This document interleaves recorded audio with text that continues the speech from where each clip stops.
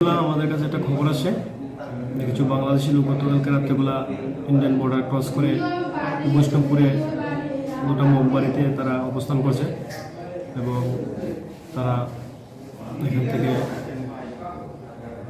সকালবেলা ডিপার্চার নেবে।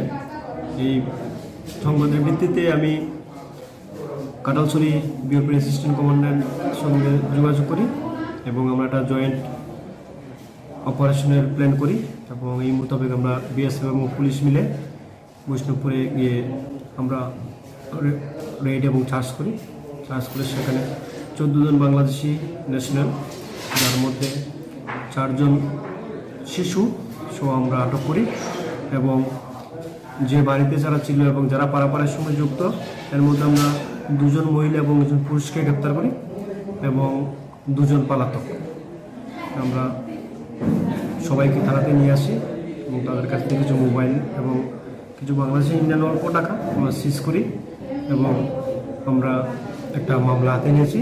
মামলা তদন্ত চলছে এবং যারা এই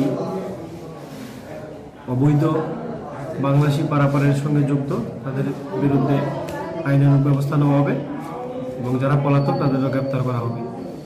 গত কিছুদিন আগে দেখা গিয়েছে সাবরুমের 3 জনকেও এনআইএ উঠিয়ে নিয়ে গেছে, তারপরেও সীমান্তে অনুপ্রবেশ জারি রয়েছে। তার থেকে অন্য আরও অনেকেই জড়িত আছে বলে আপনার ধারণা? অ্যাকচুয়ালি এর আগে তো কয়েকটা কেসে 2টা কেসে আরও 3-4 জন গ্রেপ্তার হয়েছিল এবং কিছু আরও কয়েকজন ইনভলভ আছে এগুলো আমরা তদন্তে দেখব কারা কারা ইনভলভ আছে এবং এই তদন্তে যদি তাদের ইনভলভমেন্ট হয় তাহলে আমরা তাদের আইনের মাধ্যমে আওতায় আনার চেষ্টা করব। কোন আদালতে তোলা হবে স্যার? সাবরুম ম্যাজিস্ট্রেট।